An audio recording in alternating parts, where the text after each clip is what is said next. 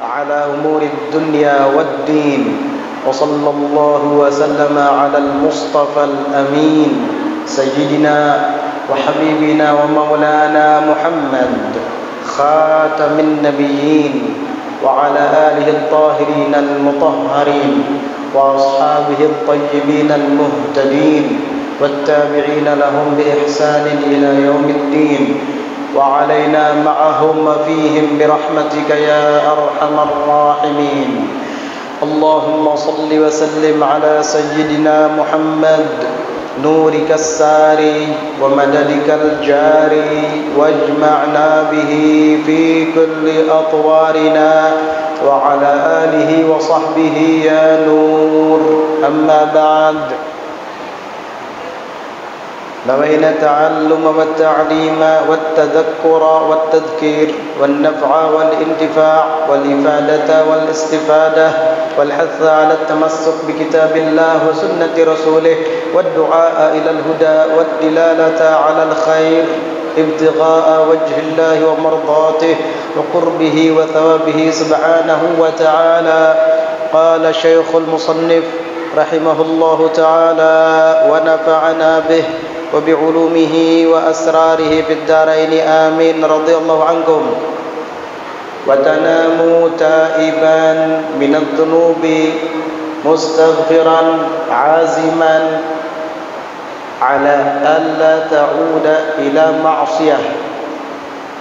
Termasuk daripada adab-adab tidur seperti yang disebutkan oleh Al-Imam Hujjatul Islam Abu Hamid Muhammad Al-Ghazali rahimahullahu ta'ala rahmatan abrar. Watanamu, dan engkau tidur, taiban minadz dzunub, dalam keadaan bertaubat daripada dosa-dosa, mustaghfiran, sekaligus atau sambil beristighfar, meminta ampun kepada Allah Subhanahu wa taala. Ini juga termasuk di antara adab-adab menjelang tidur, agar bertaubat kepada Allah Subhanahu wa taala sambil memohon ampun kepadanya dengan beristighfar. Al-Imam At-Tirmidzi meriwayatkan daripada Abu Sa'id Al-Khudri radhiyallahu anhu bahwasanya An-Nabi sallallahu alaihi wasallam bersabda, "Man qala hina ya'wi ila firashih astaghfirullahal-ladzi la ilaha illa huwal hayyul qayyum wa atubu ilaih thalatha marratin ghafarallahu ta'ala lahu dzunubah." Nabi bersabda, barang siapa yang membaca ketika ia akan mendatangi kasurnya, tempat tidurnya, apa yang dibacanya? Astaghfirullahalladzi la ilaha illa huwal hayyul qayyum wa atubu ilaih. Berapa kali itu dibaca? Thalatha marrat, sebanyak 3 kali. Apa fadilatnya? Ghafarallahu ta'ala lahu dzunubah, maka Allah Ta'ala akan mengampuni baginya segala dosa-dosanya. Istighfarnya alhamdulillah kita sudah hafal, apalagi ini dibaca di setiap kali selesai salat 5 waktu. Astaghfirullahalladzi la ilaha illa huwa astaghfirullahal azim alladzi la ilaha illa huwal hayyul qayyum wa atubu ilaih. Astaghfirullahal azim alladzi la ilaha illa huwal hayyul qayyum wa atubu ilaih. Astaghfirullahal azim alladzi la ilaha illa huwal hayyul qayyum wa atubu ilaih. 3 kali, maka Allah akan ampuni segala dosa-dosanya. Dan kita tahu bahwa setiap hari kita tidak akan pernah luput daripada dosa, baik dosa yang kita sadari ataupun yang tidak kita sadari. Maka ketika sudah tiba waktu malam menjelang tidur, bacalah istighfar tersebut sebanyak 3 kali. Maka dosa-dosa yang kita lakukan sepanjang siang hingga menjelang malam, berkat beristighfar kepada Allah Subhanahu wa taala, dosa-dosa tersebut dihapus dan diampuni oleh Allah Subhanahu wa taala. Amalannya sangat mudah, tidak sulit, dan kita semua sudah menghafalkannya. Tetapi alhamdulillah sekarang kita baru mengetahui ternyata itu juga bagus dibaca menjelang tidur, dan fadilatnya sangat besar, yaitu segala dosa-dosanya diampunkan oleh Allah Subhanahu wa taala. Apalagi ini hadis riwayat Imam At-Tirmidzi radhiyallahu anhu ardah. Astaghfirullahal azim alladzi la ilaha illa huwal hayyul qayyum wa atubu ilaih. 3 kali. Itulah keuntungan belajar menuntut ilmu, keuntungan duduk di majelis ta'lim. Selama ini kita tahu istighfar itu dibaca setiap kali selesai sholat 5 waktu. Namun kita tidak tahu bahwa ternyata itu juga dianjurkan untuk dibaca sesaat sebelum tidur, dan fadilatnya sangat besar. Oleh karenanya Allah Subhanahu wa taala menyebutkan di dalam Al-Qur'an, hal yastawil ladzina ya'lamuna wal ladzina la ya'lamun? Samakah orang yang berpengetahuan dengan orang yang tidak berpengetahuan? Samakah orang yang hadir ke majelis ta'lim menuntut ilmu dengan orang yang tidak mau berhadir ke majelis ta'lim untuk menuntut ilmu? Ya jelas beda. Innama yatadzakkaru ulul albab. Hanya saja yang dapat mengambil pelajaran adalah orang-orang yang punya akal pemikiran. Sehingga orang-orang yang tidak paham, walaupun dia hafal, dia tidak akan membacanya, karena dia tidak tahu fadilat dan keutamaannya. Namun orang-orang yang tahu dan belajar, maka dia akan mengamalkannya dan terus diamalkan istiqamah setiap malam menjelang tidur, sehingga dosa-dosa yang ia lakukan di sepanjang siang dilebur dan diluluh lantakkan oleh Allah Subhanahu wa taala berkat ilmu. Astaghfirullahal azim alladzi la ilaha illa huwal hayyul qayyum wa atubu ilaih. Sebahagian bib ada yang baca astaghfirullahal azim alladzi la ilaha illa huwal hayyul qayyum wa atubu ilaih. Al hayyul qayyum wa atubu ilaih. Ada lagi yang baca al hayyul qayyum wa atubu ilaih. Mana yang benar? Dua-duanya benar, tidak ada yang salah. Dalam ilmu nahwu, kalimat al hayyul qayyum itu bisa menjadi na'at dari kalimat astaghfirullahal azima, karena Allahal azima menjadi maf'ul bihnya astaghfiru, jadi dibaca fathah nasab, sehingga na'atnya pun al hayyul qayyum juga dibaca fathah karena mengikut man'utnya. Tetapi bagi yang mau membaca al hayyul qayyum juga boleh, dan itu yang lumrah di kalangan masyarakat umum. Apa alasannya? Karena i'rab kalimat yang bisa dijadikan na'at juga bisa dijadikan khobar bagi mubtada yang dibuang. Itu disebut dengan al-i'rab bil qat'i, yaitu di-i'rab tapi dengan diputus, sehingga tidak di-i'rab dengan itba', itu diikutkan dengan kalimat sebelumnya. Dan itu boleh dalam bahasa Arab atau dalam ilmu nahwu. Jadi enggak apa-apa mau baca astaghfirullahal azim alladzi la ilaha illa huwal hayyul qayyum atau al hayyul qayyum wa atubu ilaih, atau astaghfirullahal azim alladzi la ilaha illa huwal hayyul qayyum wa atubu ilaih. Dua-duanya sama-sama boleh, dua-duanya sama-sama benar. Jangan sampai saling menyalahkan gara-gara itu. Sebahagian ada yang kebingungan ketika ada yang membaca al hayyul qayyum. Itu benar. Dan yang membaca al hayyul qayyum seperti yang biasa diucapkan oleh masyarakat umum juga benar dalam tatanan bahasa Arab. Ya tentunya hanya orang yang belajar nahwu paham ini. Tapi kenapa Bib yang sampaikan ulun kena belajar nahwu? Biar tahu alasannya. Iya, enggak apa-apa. Walaupun tidak pernah belajar nahwu, tetapi tahu alasannya. supaya tidak bingung nanti kalau ada yang baca Al-Hayyul Qayyum atau yang baca Al-Hayyul Qayyum, semuanya sama-sama benar. 3 kali Astaghfirullahaladzim alladzi la ilaha illa huwal hayyul qayyum wa atubu ilaih, atau Astaghfirullahaladzim alladzi la ilaha illa huwal hayyul qayyum wa atubu ilaih.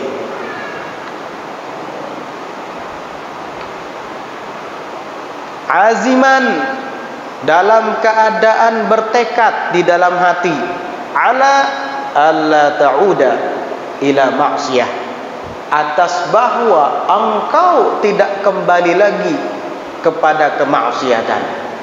Itu juga harus ditanamkan di dalam lubuk hati kita sesaat menjelang tidur. Istighfar kepada Allah. Astaghfirullahaladzim alladzi la ilaha illa huwal hayyul qayyum wa atubu ilaih. Saya memohon ampun kepada Allah yang Maha Agung, yang tidak ada Tuhan selain Dia, yang Maha hidup lagi Maha berdiri dengan sendirinya, dan saya bertaubat kepadanya. Resapi kalimat itu dan ditanamkan di dalam hati tekad agar tidak lagi untuk kembali melakukan maksiat setelah nanti dibangunkan oleh Allah dari tidurnya. Begitu adabnya, supaya hati kita itu isinya semuanya taat, tidak ada lagi keinginan-keinginan yang negatif. Buang itu semua, selalu bertekad di dalam hati, berniat di dalam hati yang baik-baik. Makanya dilanjutkan oleh Imam Ghazali, wa'azim 'alal khairi li jami'il muslimina in ba'athakallahu ta'ala. Wa'azim, dan bertekadlah, 'alal khair, atas melakukan kebaikan, li jami'il muslimin, bagi seluruh orang-orang Islam. In ba'athakallahu ta'ala, jika Allah subhanahu wa ta'ala membangunkan, membangkitkan engkau kembali. Niat yang baik-baik. Besok kalau seandainya saya diberikan oleh Allah kesempatan untuk hidup lagi, saya akan ikut serta bersama para relawan untuk membagi-bagikan sumbangan, donasi dan bantuan terhadap para korban bencana banjir misalnya. Ya, bagus itu, tanamkan di dalam hati. Dan buang segala keinginan-keinginan yang tidak baik. Awas, esok bertamuan aja kita. Ikam ku hadang kena di jalanan. Tidur dengan membawa niat yang tidak baik tersebut kepada orang Islam, tidur dengan membawa rasa dendam di dalam hatinya, kasihan, khawatir Allah tidak akan bangunkan lagi engkau dari tidurmu. Akhirnya selalu kada bangun lagi. Sekali bangun sudah di tempat yang berukuran 1 kali 2 meter. Kan tidak menutup kemungkinan seperti itu. Pas bangun gelap, mau berdiri kejedot apa namanya tuh, papan yang menghalangi. Ternyata dia sudah dikubur, ternyata dia sudah mati. Duhai, betapa ruginya dia. Kenapa? Karena ketika menjelang tidurnya, di dalam hatinya terdapat niat-niat yang tidak baik kepada saudaranya muslimin. Oleh karenanya, hilangkan niat-niat yang tidak baik itu dan gantilah dengan niat-niat dan tekad yang baik untuk orang-orang Islam. Seperti tadi, niat ingin turut serta bersama para relawan membantu korban banjir, dan ingin berbuat baik kepada orang tua, ingin bekerja untuk mencari nafkah. Bagi siapa? Bagi anak dan istri misalnya. Itu termasuk niat-niat yang baik. Jangan sama sekali berniat yang tidak baik. Dan itu tergantung, biasanya niat baik atau buruknya itu tergantung kepada kebiasaan masing-masing atau pekerjaan masing-masing. Kalau orang pekerjaannya memang tidak baik, pasti menjelang tidur dia akan berniat untuk melakukan itu lagi besok. Akhirnya niatnya pun tidak baik pula. Tapi kalau orang yang memang pekerjaannya itu baik, menjelang tidurnya pasti niatnya juga baik, karena dia berniat akan melakukan pekerjaan baiknya itu pada besok hari. Ini pekerjaan juga menentukan, kebiasaan sehari-hari juga menentukan. Ada orang yang kebiasaannya memang suka berjudi. Ketika menjelang tidur asik merumus togel, alam bener ngantuk mata, esok kan disambung. Esok aku lanjutkan merumus togel. Berarti kamu sudah punya niat tidak baik dalam hatimu menjelang tidurmu. Akhirnya apa? Karena dia ngantuk, kelelahan, habis merumus togel, dia pun menundanya sampai besok. Lalu tidur. Tidurnya dalam keadaan berniat ingin melanjutkan rumusan judinya, rumusan togelnya. Na'udzubillah. Atau ada orang yang memang kebiasaannya suka nyambung ayam, temannya menelpon, halo, ya ada apa? Jangan kada ingat esok kita berkumpul. Dikira di masjid. Di mana? Di Padang Sabar. Ngapain? Nyambung ayam. Baik, siap. Jam berapa? Jam 4 sore. Ya, tidur dia dalam keadaan niat untuk berkumpul jam 4 sore besok dengan maksud dan tujuan yang tidak baik, yaitu berjudi sambil nyambung ayam. Ini sama. Makanya kebiasaan kita dan pekerjaan kita itu juga menentukan terhadap niat di dalam hati. Ada juga orang yang memang dia setiap harinya suka gotong royong, suka membantu sesama muslimin, bersih-bersih masjid. Assalamualaikum, waalaikumsalam. Kayak apa esok? Jadilah gotong royong. Jadi, sudahlah. Ada dana gesan minumannya, konsumsinya. Oh siap, nanti kita siapkan.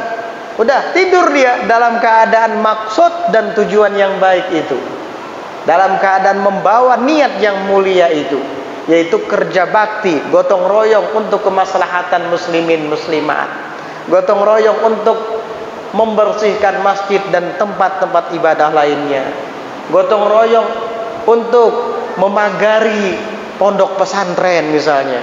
Itu dia tidur dalam keadaan membawa niat yang baik. Jikalau seandainya ajal datang menjemput, dia meninggal dalam keadaan husnul khatimah berkat niat baiknya itu. Jadi kebiasaan kita, pekerjaan kita itu juga sangat berpengaruh dengan niat dan tekad di hati menjelang tidur kita. Oleh karenanya biasakan untuk menanamkan niat baik kepada jami'il muslimin, seluruh orang-orang muslim. In ba'athakallahu ta'ala, jika Allah subhanahu wa ta'ala membangkitkan kamu kembali untuk bisa hidup pada besok hari. Dan ingat, hilangkan rasa dendam, hilangkan rasa benci terhadap sesama muslim dari dalam hati kita. Biar ketika kita tidur hati kita bersih, tidak ada sombong di dalamnya, tidak ada riya di dalamnya, tidak ada ujub bangga diri di dalamnya, tidak ada higid dendam di dalamnya, tidak ada bughud kebencian di dalamnya. Jangan. Suatu saat Rasulullah sallallahu alaihi wasallam sebagaimana yang diriwayatkan oleh Abu Dawud radhiyallahu anhu, Rasulullah sallallahu alaihi wasallam pernah bersabda di hadapan para sahabat, yaqulu li ashabihi, beliau berkata kepada para sahabat-sahabatnya, ayajizu ahadukum an yakuna ka'abi dhamdham, apakah tidak mampu seorang di antara kalian, kata Nabi, untuk bisa menjadi seperti Abu Dhamdham? Siapa Abu Dhamdham? Sahabat heran. Siapa? Di kalangan mereka Abu Damdam yang mana ini, kata para sahabat.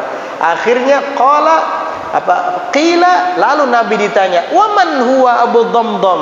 Siapa dia Abu Damdam itu ya Rasulullah? Kok kami dianjurkan untuk bisa seperti dia?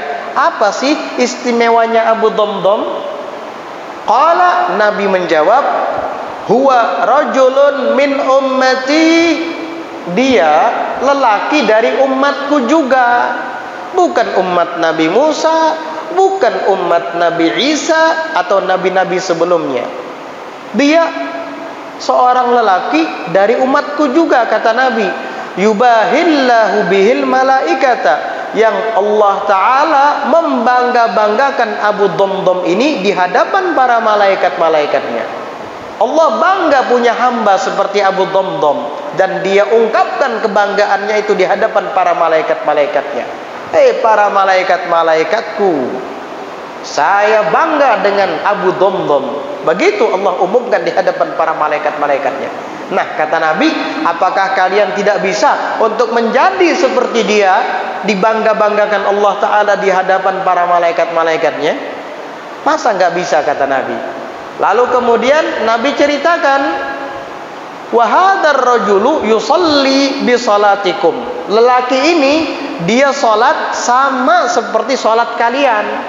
Kalian salat subuh? Iya ya Rasulullah. Dia juga salat subuh. Kalian salat zuhur, asar, maghrib dan isya 5 waktu sehari semalam. Iya ya Nabi. Dia juga sama seperti kalian. Oh, begitu. Iya. Kalian salat sunat rawatib, qabliyah dan ba'diyah sebelum yang fardu. Iya ya Rasul. Dia juga begitu. Kalian salat tahajud dan witir di malam hari. Iya ya Rasul. Dia juga sama seperti kalian. Ya. Kalian salat duha di pagi hari. Iya ya Rasul. Dia juga seperti itu. Tapi kok bisa dia melebihi kami dan dia dibangga-banggakan oleh Allah di hadapan para malaikat? Apa kelebihannya ya Rasulullah? Apa kata Nabi? Wa kana hadzal rajulu idza kharaja min baitihi, dan adalah lelaki ini Abu Damdam ini apabila keluar dari rumahnya, yaqulu, dia mengatakan, Allahumma inni tasaddaqtu bi'irdi ala kulli muslimin. Ya Allah, sesungguhnya saya sedekahkan kehormatan saya ini kepada semua orang Islam. Kalau saya punya kehormatan, punya kemuliaan, biar saya sedekahkan saja ini semua untuk umat Islam. Maksudnya apa? Dijelaskan oleh Abu Damdam.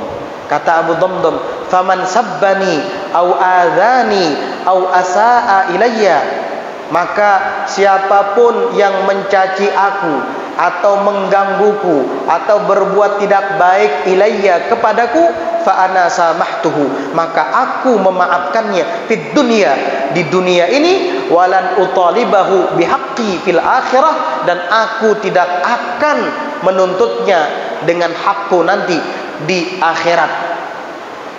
Hanya itu amalannya. Yang lainnya sama seperti kalian. Cuma dia punya keistimewaan. Menjelang tidur, keluar dari rumah, selalu mengatakan, ya Allah, kehormatan saya ini saya sedekahkan kepada semua umat Islam. Yang mencaci maki saya, nggak apa-apa, saya maafkan. Yang mengganggu saya maafkan. Yang berbuat jahat kepada saya maafkan. Saya sedekahkan semuanya. Saya tidak akan menuntutnya di dunia dan tidak pula kelak di akhirat. Gara-gara punya hati yang bersih, tidak menyimpan dendam kepada sesama muslim, Allah Subhanahu wa taala muliakan ia melebihi daripada yang lainnya, sehingga dibangga-banggakan di hadapan para malaikat-malaikatnya. Luar biasa. Ada juga seorang sahabat Nabi yang bernama Abdullah bin Salam. Abdullah bin Salam ini sebelum memeluk Islam beliau sudah alim, termasuk ahlul kitab, yaitu ulama daripada ahlul kitab. Beliau pernah mempelajari kitab Taurat, juga membaca kitab Injil, alim. Begitu Nabi diutus, dia membaca dari kitab-kitabnya. Ternyata ciri-ciri kebenaran Nabi yang muncul di akhir zaman ada pada sosok Nabi Muhammad sallallahu alaihi wasallam, maka Abdullah bin Salam masuk Islam. Suatu ketika Rasulullah sallallahu alaihi wasallam sedang duduk-duduk dengan para sahabat, maka Nabi mengatakan, "Saya dukhulu alaikum rajulun min ahlil jannah." Sebentar lagi akan masuk seorang lelaki mendatangi kalian, dan ia ini termasuk penghuni surga. Para sahabat semua menanti-nantikan kedatangan lelaki itu. Semua mata terarah ke pintu yang diisyaratkan oleh Nabi Muhammad sallallahu alaihi wasallam. Siapa gerangan yang dimaksud oleh Nabi, kata mereka. Semua penasaran. Setelah dinanti-nantikan, ternyata orang yang masuk dari pintu yang ditunjuk oleh Nabi adalah Abdullah bin Salam. Semua langsung melihat dan memandang ke arah Abdullah bin Salam. Ketika Abdullah bin Salam duduk, semua mengucapkan selamat kepada Abdullah bin Salam dan mengatakan, "Absyir ya Abdullah." Berbahagialah, bergembiralah engkau wahai Abdullah. Abdullah bingung, ada apa ini para sahabat mengucapkan selamat kepada saya? Karena Abdullah bin Salam tidak ada waktu Nabi mengatakan kalimatnya itu. Lalu kemudian ada di antara sahabat yang menjelaskan, "Wahai Abdullah bin Salam, kamu beruntung karena baru saja Rasulullah sallallahu alaihi wasallam mengatakan di hadapan kami semua menjadi saksi." Apa kata Nabi? "Sebentar lagi akan masuk kepada kalian melalui pintu itu seorang lelaki daripada penghuni surga." Ternyata setelah kami nanti-nantikan, kamu yang masuk. Berarti kamu yang dimaksud oleh Nabi Muhammad sallallahu alaihi wasallam. Maka Abdullah bin Salam terharu, gembira. Beliau sampai menangis karena gembira.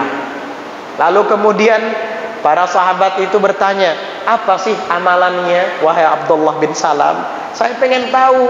Kami juga ingin mendapatkan kemuliaan seperti yang kamu dapat." Apa jawaban Abdullah bin Salam? Ini jawaban bukan hanya untuk sahabat-sahabat yang bertanya ketika itu, melainkan untuk kita semua. Jikalau para sahabat ingin seperti Abdullah bin Salam, padahal mereka juga bertemu dengan Nabi sebagaimana Abdullah bin Salam bertemu dengan Nabi, apalagi kita yang bukan sahabat. Andai kata Abdullah bin Salam hidup sampai sekarang, tentu kita juga akan menanyakan apa rahasianya. Kan begitu. Apa jawab Abdullah bin Salam? "Kalau berbicara tentang amal, ya aku sama seperti kalian." Kenapa? Kalau kita setiap hari sholat berjamaah bareng bersama Nabi. Kalian sholat subuh berjamaah di belakang Nabi menjadi makmum. Saya juga ikut sholat berjamaah di belakang Nabi menjadi makmum seperti kalian. Kalau masuk waktu isyraq, saya sholat isyraq, kalian sholat isyraq sama. Iya, sholat zuhur bersama Nabi, asar bersama Nabi, maghrib, isya bersama Nabi. Kita semua sama. Oh, betul juga kata para sahabat. Kira-kira menurutmu apa sih wahai Abdullah bin Salam, kok Nabi sampai mengatakan kalimatnya yang baru saja diucapkannya itu? Kenapa?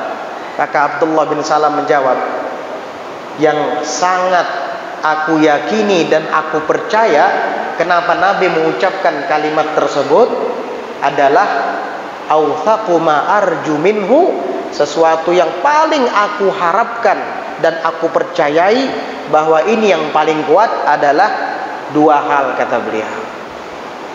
Apa itu? "Salamatu sadri wa tarki ma la ya'nini." Salamatu sadri, selamatnya dadaku. Kenapa? Apa yang ada di dalam dada Abdullah bin Salam? Yang ada di dalam dada Abdullah bin Salam sama seperti yang ada di dalam dada-dada kita semua. Apa? Segumpal daging yang bernama hati.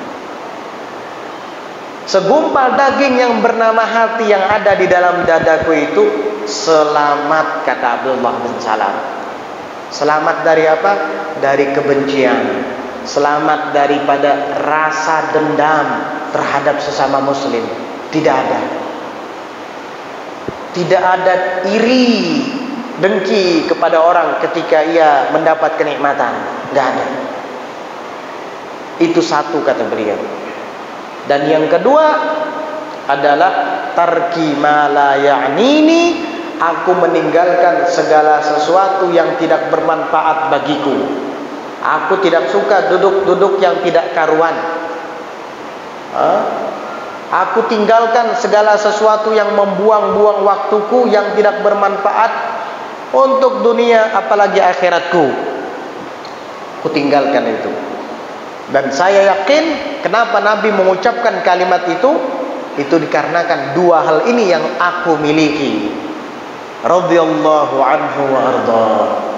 Dada Abdullah bin Salam selamat, tidak menyimpan niat buruk kepada sesama muslimin. Tidak iri dengki kepada orang lain ketika orang lain mendapat kenikmatan, baik dalam harta, dalam ilmu ataupun pangkat.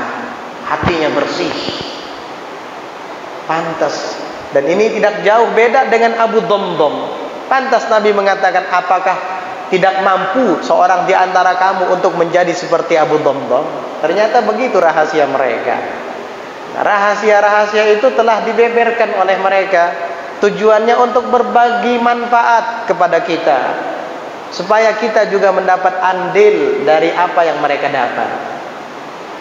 Apa? Dibanggakan Allah di hadapan para malaikat, dan kelak akan menjadi calon penghuni surga. Karena orang-orang yang menghuni surga adalah orang-orang yang hatinya selamat.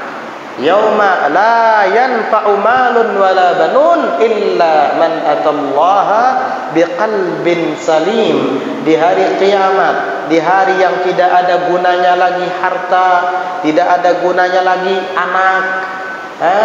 Dulu kita dengan harta bisa membeli semua yang kita inginkan. Harta disembah dan didewa-dewakan.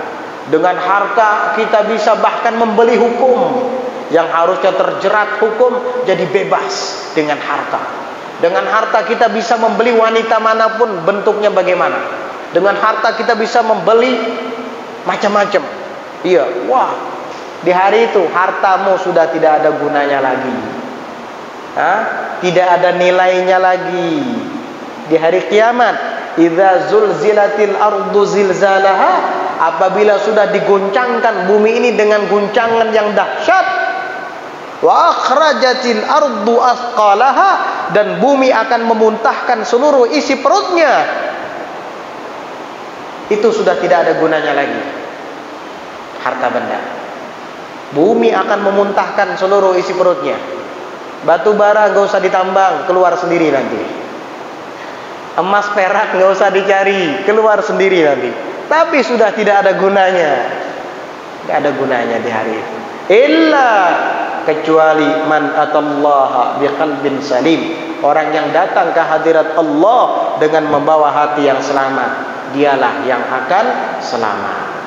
Harta tidak ada gunanya. Anak-anak kita yang dulu membantu kita, yang dulu mendukung kita, yang dulu membantu untuk membela kita. Anak kita, kalau kita lagi sedang ada perlu, dia bantu kita. Di hari itu sudah tidak ada gunanya lagi. Hanya hati yang akan bermanfaat. Hati yang bagaimana? Hati yang selamat.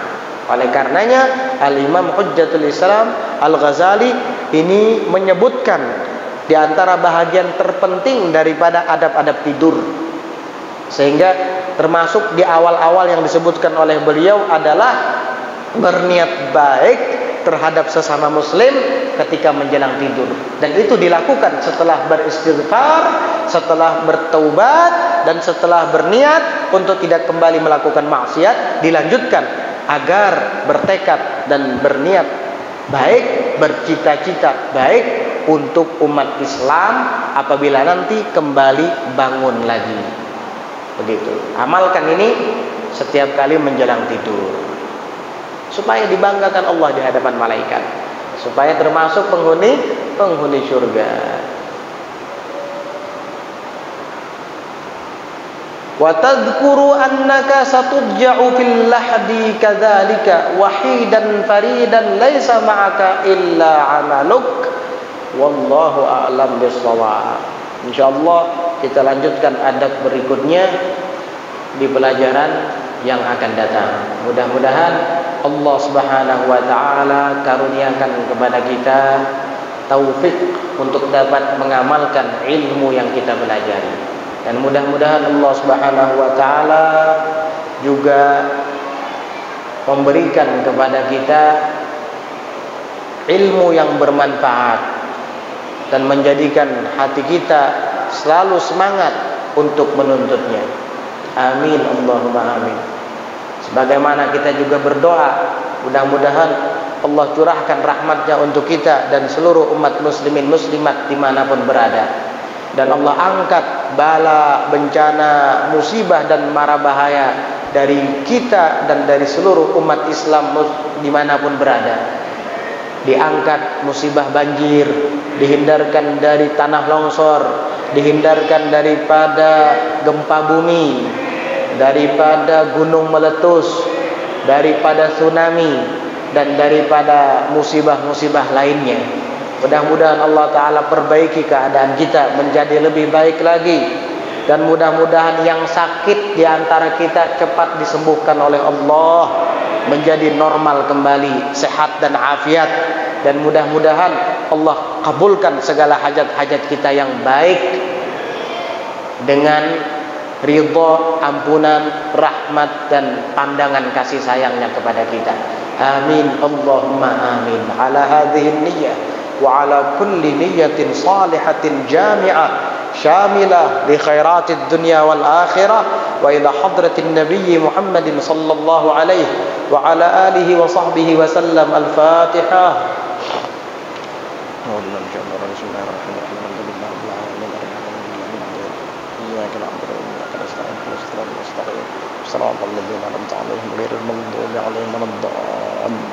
Amin. Bismillahirrahmanirrahim. Alhamdulillahi rabbil alamin. Allahumma salli wa sallim ala sayyidina Muhammadin wa ala alihi wa sahbihi ajma'in. Rabbana anfa'na bima 'allamtana, Rabbana 'allimna alladhi yanfa'una, Rabbana faqihna wa faqih ahlana wa qarabatin lana fi dinina ma'a ahli al-qutri unta wa dhakar. Rabbana waffiqna waffiqhum lima tarqadi qawlan wa fi'lan karama warzuqil kulla halalan da'ima وأخلا أتقيا علماء نحظى بالخير ونكفى كل شر. ربنا واصلح لنا كل شؤون وأقر برضا منك العيون واقض عنا ربنا كل الديون قبل أن تأتينا رسل المنون واغفر واستر أنت أكرم من ستر. وصلاة الله تغشى المصطفى من إلى الحق دعانا والوفاء بكتاب فيه للناس شفاء وعلى الآل الكرام الشرفاء وعلى الصحب المصابيح الغرار. اللهم اهدنا بهداك واجعلنا ممن يسارع في رضاك ولا تولنا وليا سواك ولا تجعلنا ممن خالف أمرك وعصاك. وصلى الله على سيدنا محمد النبي الأمي وعلى آله وصحبه وسلم. سبحان ربك رب العزة عما يصفون وسلام على المرسلين والحمد لله رب العالمين.